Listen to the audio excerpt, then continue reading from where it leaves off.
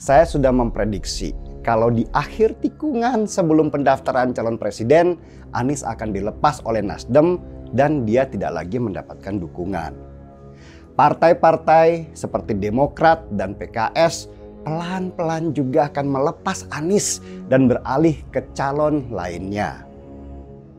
Blunder Anies berujung survei jeblok. Denny Siregar sebut Anies Baswedan sebagai sosok ambisius.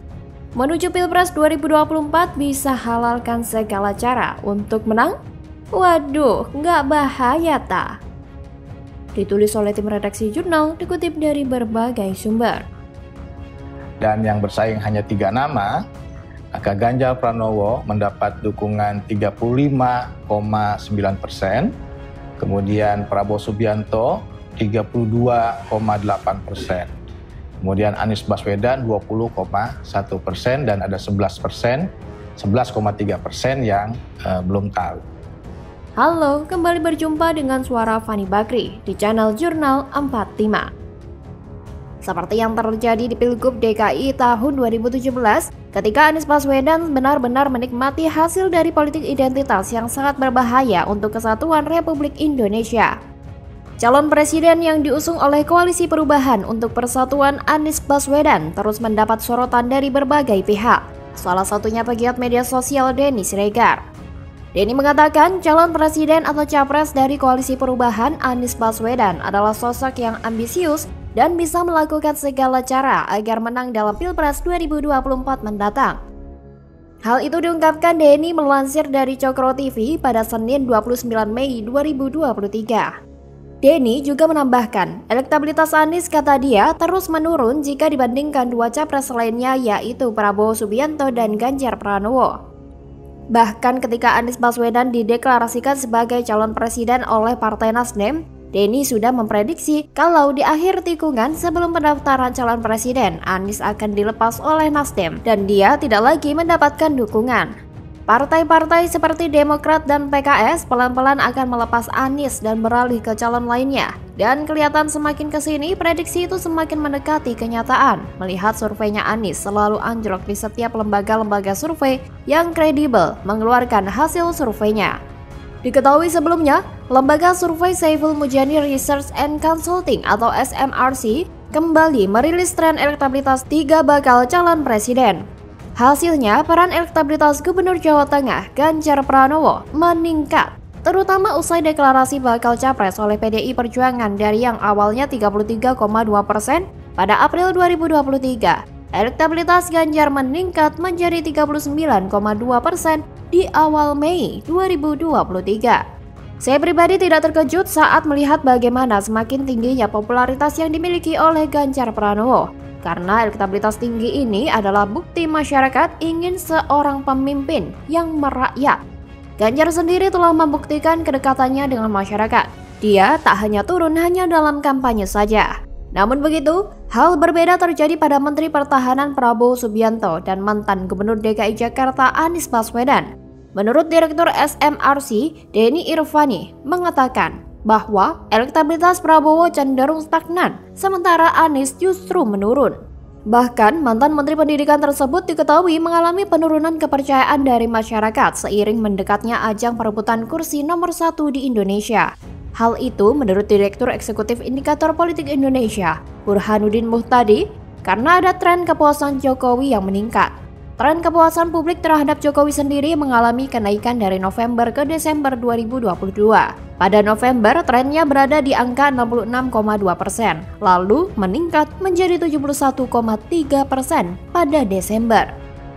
Berkaca dari pola tersebut, wajar jika Anies disebut sebagai antitesa dari Jokowi, sebab saat kepuasan publik terhadap Jokowi mengalami penurunan pada November, elektabilitas Anies justru meningkat hingga 32,2%.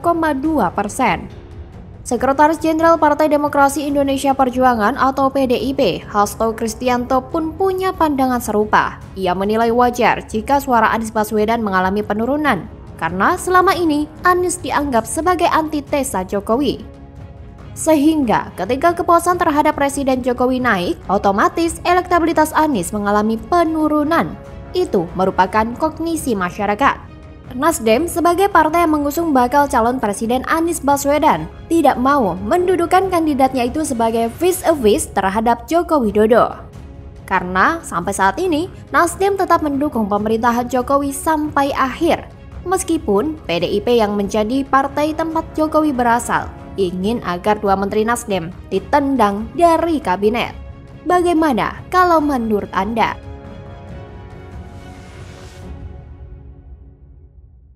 Tapi kalau bicara soal stadion, kan ada fasilitas lain yang harus diperhatikan. Misalnya soal akses pintu masuk dan area parkir.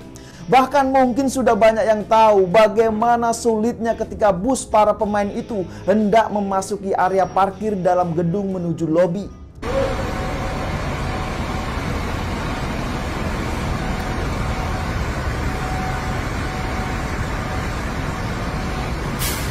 Tak hanya rumput saja yang tidak sesuai standar FIFA. Kini, viral bus pemain tak bisa masuk ke Stadion JIS. Anies Baswedan ngotot klaim JIS sudah standar FIFA, kini amat mau mencitrakan diri baik. Ditulis oleh tim redaksi jurnal, dikutip dari berbagai sumber. Maaf, jadi kalau kondisi sekarang bis nggak akan bisa masuk sini. Nanti pemain masuk sini, masuk ini lift di blok untuk para pemain.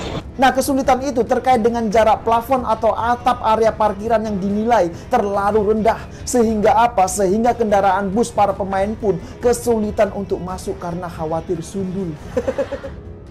Halo, kembali lagi dengan saya Nana Chaniago di channel Media 45. Anies Baswedan beberapa kali mengklaim Jakarta International Stadium atau JIS sudah standarisasi FIFA. Padahal JIS disebut jauh dari standar FIFA, sehingga harus dirombak habis mulai dari akses, rumput, hingga lahan parkir.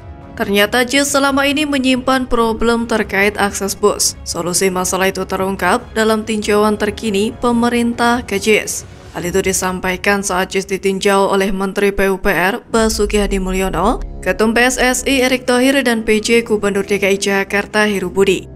Menteri Pekerjaan Umum dan Perumahan Rakyat Basuki Hadimulyono turut serta dalam peninjauan JIS yang disebut-sebut menjadi salah satu opsi arena Piala Dunia U17 2023 di Indonesia. Basuki Hadimulyono mencoba menindaklanjuti masalah pada akses masuk JIS untuk bus pemain. Seperti diketahui, memang salah satu problem JIS yang paling disorot adalah ketiadaan akses yang memadai bagi bus berukuran besar untuk masuk ke area dalam stadion. Basuki Hadimulyono menyebut masalah akses bus ini bisa segera teratasi dengan melakukan pembongkaran. Selain jalan masuk bus, akses penonton yang terkait dengan standar keselamatan juga jadi perhatian Menteri PUPR. Bahkan bukan hanya itu saja, media rumputnya pun ternyata juga tidak berstandar FIFA. Chairman Karya Rama Prima, Kamal Mutakin mengungkapkan, bukan jenis rumput Jakarta International Stadium yang bermasalah, tetapi kondisinya saat ini. Jenis rumputnya pun Japonica, tapi ditanam di karpet sintetis. Ini masalah media tanamnya yang dangkal, jadi akar tidak tembus ke bawah. Rumput itu makhluk hidup yang butuh sinar dan air. Air tidak terpenuhi karena akarnya dangkal, matahari pun tidak cukup. Lantas apakah dengan fakta ini berarti ada yang berbohong soal kualitas JIS sebelumnya? Kok sampai kudu diganti seluruhnya? Silakan menilai sendiri apakah ada unsur ngibul atau sekedar berbeda kapasitas dan standar yang dipakai. Tapi ya beginilah kinerja Anies Baswedan. Bangun stadion aja tak becus, gimana Anies bisa membangun infrastruktur seluruh Indonesia? Anies ini terkenal maksimal dalam menghamburkan anggaran, tapi sangat minimal dalam hal penyelesaian. Ujungnya selalu meninggalkan masalah, itu adalah kebiasaan Anies sejak dulu sampai sekarang. Wajar kalau Anies dulu pernah dipecat, 4,5 triliun dipakai untuk bangun stadion. Dan kalau kerjanya benar, tak perlu buang uang tambahan untuk renovasi ini itu. Apalagi kubu Anies saat ini sangat kejang-kejang dan panik. Kekurangan JIS benar-benar dibongkar sampai isi dalamnya melebihi keluhan penonton saat menonton konser Dewa 19. Pantesan saja, kubu Anies ini bikin acara besar di GBK, bukan di JIS. Takutnya terbongkar kekurangan JIS? Ternyata semuanya terbongkar ketika JIS mau menggantikan GBK. Tentu saja ini benar-benar menampar wajah Anies dengan sangat keras. Yang jelas kalau Pak Basuki selaku Menteri PUPR sudah bilang akan diganti, ya berarti memang kualitas rumput JIS masih agak payah. As simple as that, no debat. Gak perlu ada yang ngeyel. Nantikan utusan FIFA yang menilai kelayakan jis. Bahkan gak cuman soal rumputnya. Jadi mendingan diam aja lah para pengagum jis atau yang mendewa-dewakan Anies selama ini. Terima fakta saja meski kayak menelan pil pahit, karena percuma juga kalau disuruh menilai secara fair sama orang yang fanatik buta kayak buzzer dan fans diehardnya Anies. Pendukung Anies memuji jis pakai feeling dan karena membela Anies. Menteri PUPR minta Ali menilai rumput yang ternyata tidak sesuai standar FIFA. Yang satu berilusi, yang satunya bicara teknis. Lalu, siapa yang bodoh? Jadi, bagaimana menurut Anda?